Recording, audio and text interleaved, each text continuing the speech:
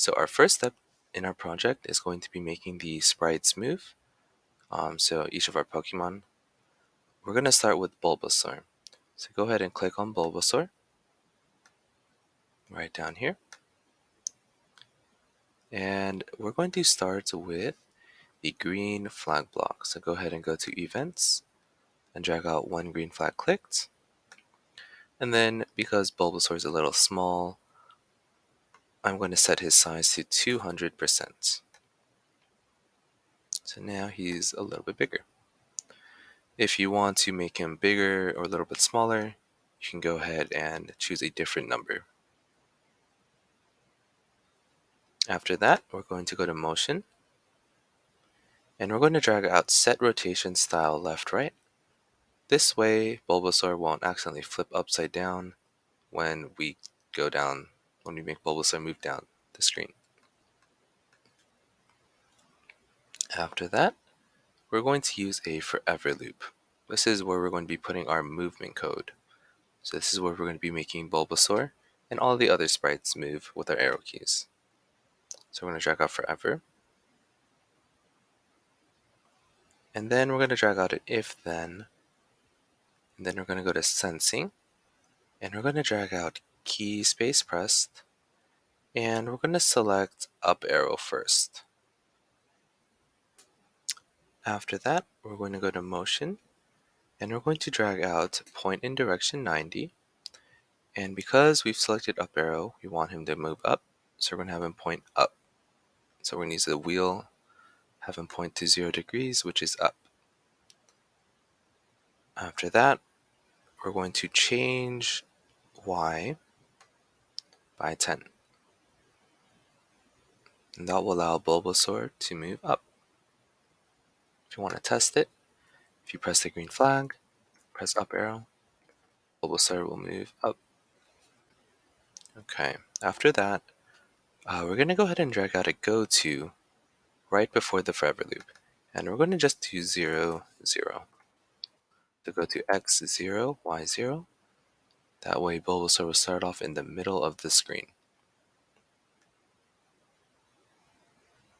Okay, after that, we can go ahead and use another if then, and we're going to do down arrow next. So we're going to follow the same formula. If key down arrow pressed, then point in direction 180, so that is down. And instead of change Y by 10, we're going to do change Y by negative 10. Okay, so now Bulbasaur moves up and down. After that, we're going to do our right arrow key. So go ahead and drag out another if then. And then we're going to drag out a key, right arrow pressed, point in direction 90,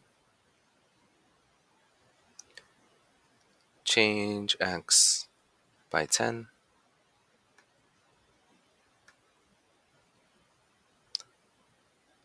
and then we're going to do one more for our left arrow key. So the same formula. If left arrow key pressed, point in direction negative 90, and change X by negative 10. Yep. Once you get all the code, go ahead and check that Bulbasaur moves correctly.